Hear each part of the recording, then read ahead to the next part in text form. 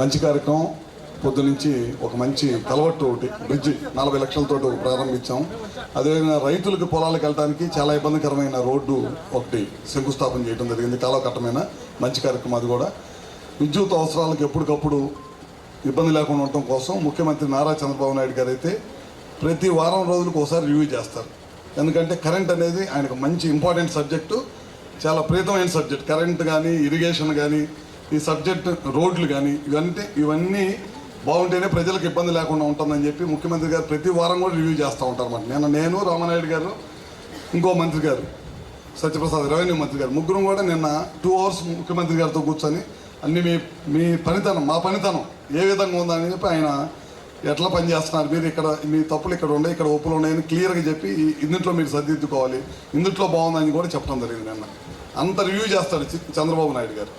ఎవరు కూడా తెలియదు, అన్నీ మీడియాకి రావు, అన్నీ తెలియదు కాబట్టి చెప్తున్నాను.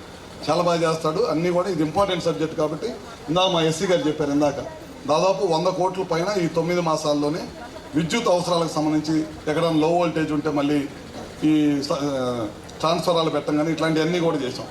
ముఖ్యంగా ముఖ్యమంత్రి గారు ఒకటి చెప్పాడు, మాకు పదవి ఇచ్చినప్పుడు ఈ ప్రాంతంలో ఎక్కువ వ్యవసాయం మీద కాకుండా వ్యవసాయంతో పాటు ఆక్వాకల్చర్ మీద ఆధారపడి ఉంటారు.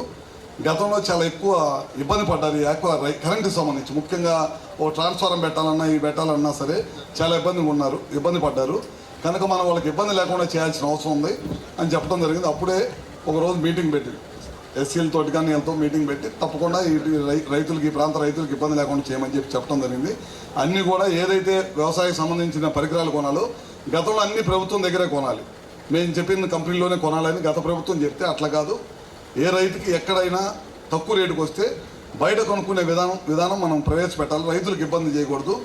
రైతుల్ని కష్టపడి పని చేసుకుని దాని మీద వ్యవసాయ పరమైన బతికే వాళ్ళని మనం వాళ్ళని నష్టం చేయకూడదనే ఉద్దేశంతో మొదటగా కార్యక్రమం చేయడం జరిగిందనమాట. అదే కాకుండా ఈ ప్రాంత రైతులకి అప్పుడు రొయ్యలు సాగు చేసుకునే రైతులకి అతి తక్కువగా ₹1.5 కరెంట్ ఇవ్వాలని చెప్పి ఆ రోజు ముఖ్యమంత్రి గారు ఇక్కడ తిరుగుతూ చెప్పారు. తొందరగానే కొద్దిగా ఫైనాన్షియల్గా కొద్దిగా ఫెసిలిటీ రాగానే తప్పకుండా ఆ పథకాన్ని కూడా తప్పకుండా ముఖ్యమంత్రి గారి చేతుల మీదుగా అమలు చేస్తామని చెప్పి కూడా సభాముఖంగా ఈ ప్రాంత ప్రజలకి హామీ ఇస్తూ ఉన్నాం అన్నమాట. ఎక్కువగా చేపలు, రొయ్యల వ్యవసాయం మీద ఈ 2 జిల్లాల ప్రజలు ఉంటారు కాబట్టి అది కూడా ఆ రోజు ఏదైతే ఎలక్షన్ హామీ ఇచ్చామో అది కూడా తొందరలోనే ముఖ్యమంత్రి గారి చేతుల మీదుగా ప్రారంభిస్తాం. ఇందాక రామానాయుడు గారి గురించి 2 మాటలు చెప్పాల్సిన అవసరం ఉంది. ఎందుకంటే మాకున్న మంత్రివర్యులు అందరిలో కూడా ప్రత్యేకమైన వ్యక్తి రామానాయుడు గారు. రామానాయుడు గారి పనితనం మా అందరికీ రావాలన్నా రాదు. ఎందుకంటే పొద్దున కాన్స్టిట్యున్సీలో ఉంటాడు, మధ్యాహ్నానికి సెక్రటరీకి రాగలుగుతాడు. మేము ఒకరోజు విజయవాడ వస్తే 2 రోజులు అక్కడే ఉండిపోతాం. ఆయనలాగా పొద్దున్నే నిన్న కూడా అడిగా, మీరు పొద్దున్నే కాన్స్టిట్యున్సీకి వెళ్తారు, మధ్యాహ్నానికి ఇక్కడికి వస్తారు, ఎట్లా రాగలుగుతారని చెప్పి. నిన్న కూడా కాన్స్టిట్యున్సీలో ఉన్నాడు, సీఎం గారు భోజనానికి రమ్మన్నాడు. ఆ టైంకి కరెక్ట్గా 10 నిమిషాలు అటు ఇటుగా వచ్చి చేరారు. ఆయన మంచి, మీ అందరూ అదృష్టం, ఆయన ఇక్కడ మంత్రిగా పనిచేయటం మీ అందరూ అదృష్టం అని భావిస్తూ ఉన్నారు. ఇందాక నేను మీ ఊరు రంగలాల మా జిల్లా వాళ్ళు కానీ మా కాన్స్టిట్యున్సీ వాళ్ళు 5 గ్రామాల వాళ్ళు తగిలారు మీ ఊర్లో. అక్కడి నుంచి బతకలేక ఇక్కడికి వచ్చి బతుకుతున్నారు. 30 సంవత్సరాలు అయిందండి సెటిల్. అంటే దాన్ని బట్టి పాలకొల్లు ప్రజల మనసు అర్థమైపోయింది, ఎవరిని వచ్చినా ఆదరిస్తారని చెప్పి. మా ప్రాంతం వాళ్ళు 5 ఊళ్ళో తగిలారు మాకు. నేను మొదటిసారి రావటం మీ ఊరు 5 గ్రామాల వాళ్ళు తగిలారు. మా జిల్లాలో మా కాన్స్టిట్యున్సీ వాళ్ళు 3 గ్రామాల వాళ్ళు తగిలారు. మాకు ప్రాజెక్ట్ ఉంది, గొల్లకమ్మ ప్రాజెక్ట్ అని. గడిచిన 5 సంవత్సరాలు గొల్లకమ్మ ప్రాజెక్ట్ గేట్లు ఎరగొట్టేసి ఆ ప్రాంతం ఆ గొల్లకమ్మ ప్రాజెక్ట్ కింద 1,00,000 ఎకరాలు సాగు అవుతుంది. మిర్చి కానీ ఇవన్నీ పంటలు అవన్నీ గేట్లు ఎరగొట్టి కేవలం ఇసుక దోపిడీ చేసుకుంటూ వెళ్ళిపోయారు. కేవలం 1,000 కోట్ల రూపాయల పైన ఇసుకనే దోపిడీ చేశారు. ట్రెజర్లు పెట్టి ఇసుకని దోపిడీ చేశారు.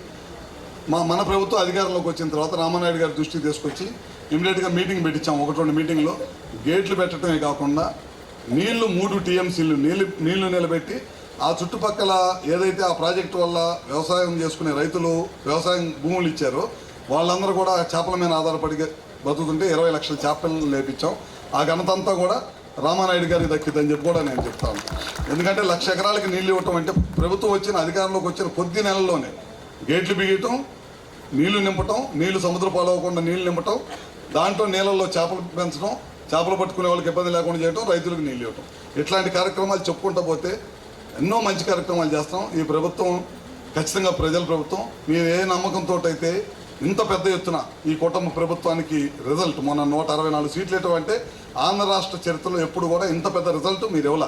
అది మీ నమ్మకం మా బాధ్యత కాబట్టి ఏ ఒక్కడ నమ్మకాన్ని కూడా ఇబ్బంది లేకుండా ఈ ప్రభుత్వం కట్టుబడి ఉండిద్దని చెప్పి కూడా మీ అందరికీ సభాముఖంగా తెలియజేసుకుంటూ ఇందాక 2-3 విషయాలు మనకు వాళ్ళకు సంబంధించింది అడిగారు.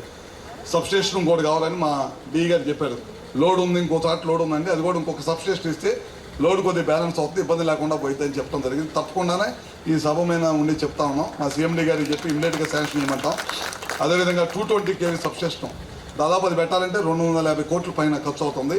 ఈ మధ్యకాలంలో దాదాపు ముఖ్యమంత్రి గారి చేతుల మీదుగా 220 కానీ 400 kV సబ్స్టేషన్ కానీ 132 సబ్స్టేషన్స్ కానీ దాదాపు 3 నుంచి 4 వేల కోట్ల రూపాయలతోటి శంకుస్థాపన చేయటం, ప్రారంభించడం కూడా జరిగింది.